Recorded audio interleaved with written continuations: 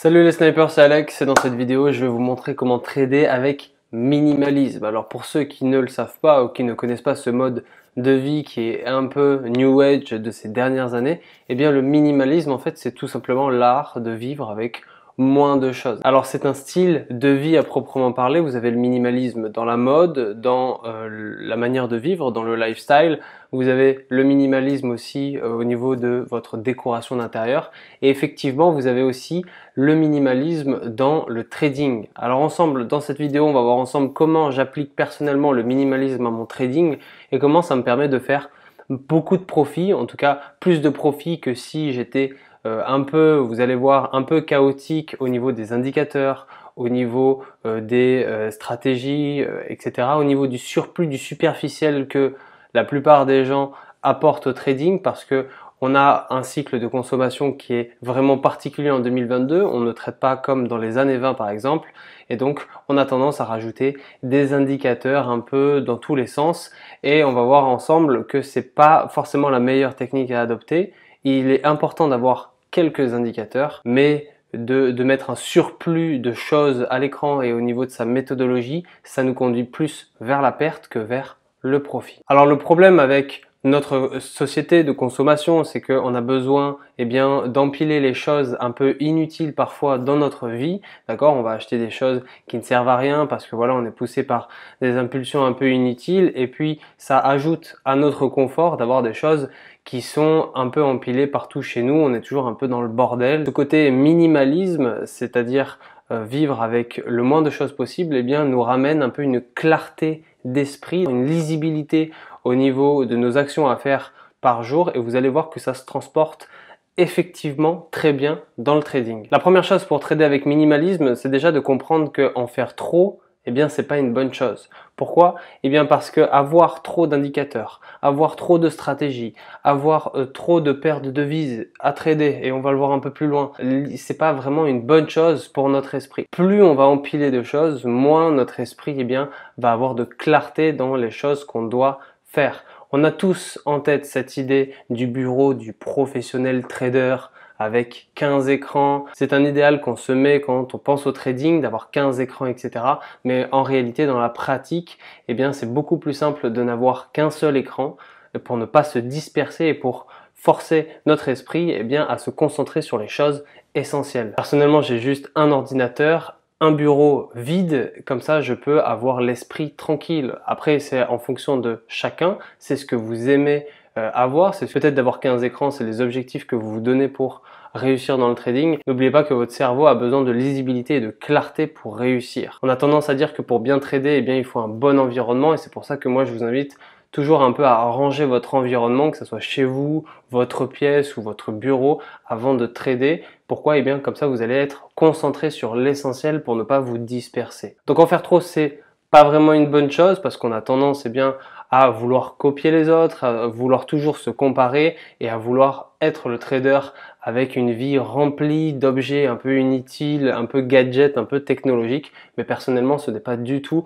la manière que je souhaite adopter. Et de cette inspiration, on va éviter de regarder plutôt du côté des Américains, mais plutôt des Japonais qui ont vraiment un mode de vie plus simple. Et il ne faut pas oublier que les Japonais, c'est les meilleurs traders particuliers du monde parce qu'ils arrivent à acquérir une discipline qui est dans leur culture. Peut-être que vous avez beaucoup de choses, vous avez un surplus de choses sur votre environnement de trading qui vous empêche de vous concentrer et donc il est temps de faire le ménage. La deuxième chose pour trader avec minimalisme, ça va être de minimiser votre environnement, on vient d'en parler, mais surtout de maximiser vos profits. La première chose à comprendre, c'est qu'il faut une philosophie de vie qui va en accord avec votre style de trading. Personnellement, je préfère avoir un bureau clean et juste un ordinateur, comme ça je vais pouvoir être ultra concentré sur ce que je fais et rien d'autre va me perturber. Et je vais essayer aussi de ne pas être perturbé à scroller l'écran de mon téléphone, etc.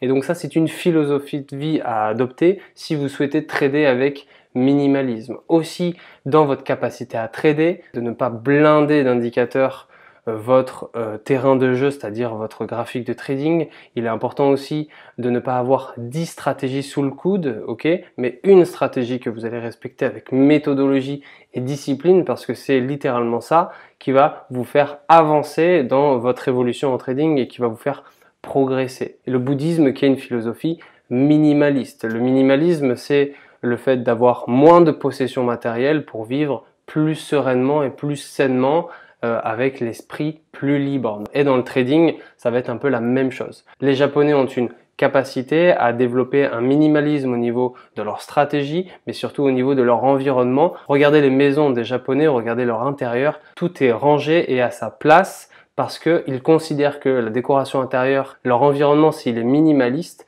eh bien leur esprit sera plus léger et plus aéré. Honnêtement, c'est ça qu'on va chercher quand on veut être un sniper sur les marchés financiers. On veut se concentrer sur l'essentiel et ne pas s'abandonner à toutes sortes de distractions qui sont un peu inutiles. Donc regardez du côté de l'Asie, du bouddhisme, des Japonais, du shintoïsme, les religions qui adoptent le minimalisme comme centre de vie. Si vous sentez qu'à chaque fois vous êtes un peu brouillé, d'accord, vous avez un peu de brouillard dans votre esprit dès que vous tradez, eh bien il va falloir faire le ménage dans votre vie. Ce n'est pas pour rien que Marie Kondo, qui est une auteure qui a écrit beaucoup de livres sur le rangement de l'intérieur de votre maison, est une japonaise, parce que les Japonais ont ça dans leur culture. Donc c'est très intéressant de s'y pencher si vous estimez que votre trading a besoin d'un coup de clean, d'un coup de ménage, ou même si vous tradez dans un environnement qui est un peu bordélique. Moi je vous invite à vous pencher de ce côté-là, vous allez voir que votre esprit va en ressortir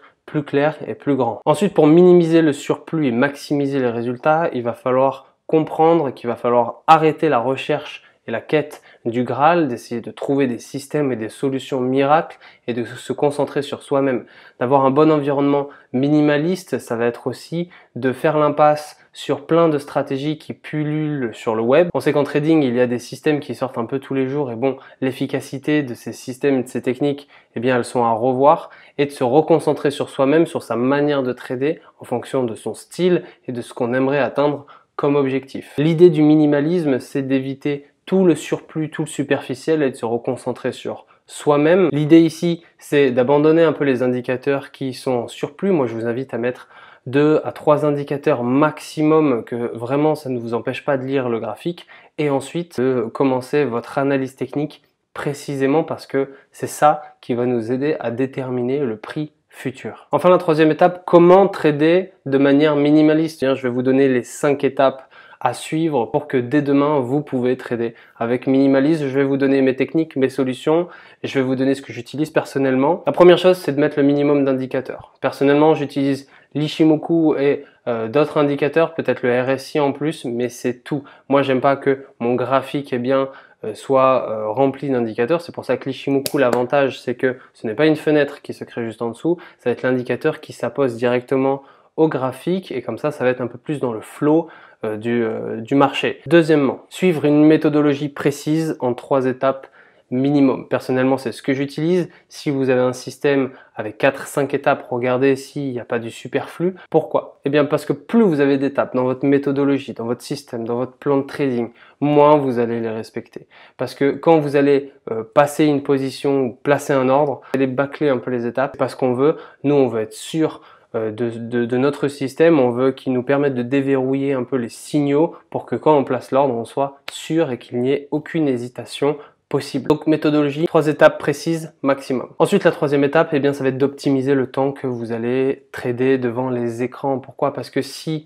vous passez votre journée devant l'écran, dans un environnement un peu chaotique, etc., vous allez moins trader efficacement à la fin de la journée, vous allez être de plus en plus fatigué, votre concentration va baisser et donc vous allez faire beaucoup plus de pertes. Le minimalisme, c'est aussi s'éloigner des écrans. Alors quand on est trader, c'est délicat, mais n'oubliez pas que des investisseurs, des traders professionnels comme Warren Buffett sont encore à lire les papiers journaux parce qu'ils savent que l'ordinateur, ça brouille un peu la clarté des idées et la clarté des émotions également. Ensuite, la quatrième étape, ça va être de choisir que 3 paires de devises monétaires. Ça ne sert à rien d'avoir une vingtaine de paires de euro USD à euro NSD, de toutes les devises monétaires. Moi, je vous invite à en mettre 3 ou 5, d'accord, maximum. Comme ça, une fois que vous allez faire votre analyse, vous allez la faire proprement, vous n'allez pas la bâcler. Et c'est important pour la suite parce que si vous commencez à un peu vous disperser sur ce que vous allez trader, eh bien, vous ne réussirez pas à maximiser vos profits. Personnellement, c'est ce que je fais. Moi, j'ai 3 paires maximum dans mon graphique et je tourne avec les paires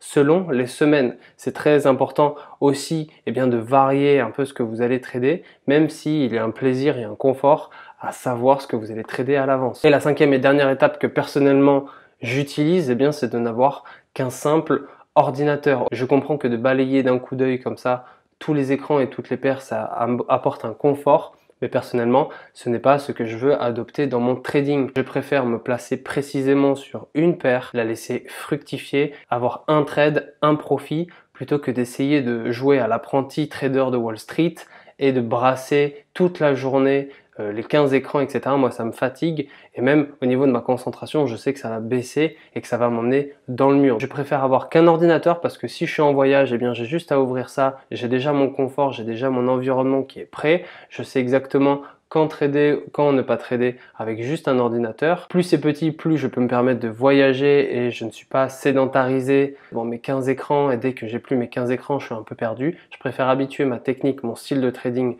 avec juste un ordi. Comme ça, dès que je voyage ou je suis dans le train, tac tac, je peux le sortir et je peux trader. On arrive à la fin de cette vidéo les snipers. J'espère que je vous aurai aidé à comprendre un peu les étapes pour trader de manière minimaliste. Honnêtement, c'est une étape qui est importante selon moi parce que une fois que vous commencez à vous connaître un peu en trading, il est très important de passer à l'étape supérieure et d'essayer de gommer un peu le superflu ou le superficiel que vous avez dans votre manière de trader. L'idée, c'est de optimiser votre environnement pour vous sentir plus serein, moins stressé et que votre psychologie soit vraiment alignée avec votre style de trading et comme ça vous pouvez accumuler les profits. Il est très intéressant vraiment d'optimiser sa psychologie.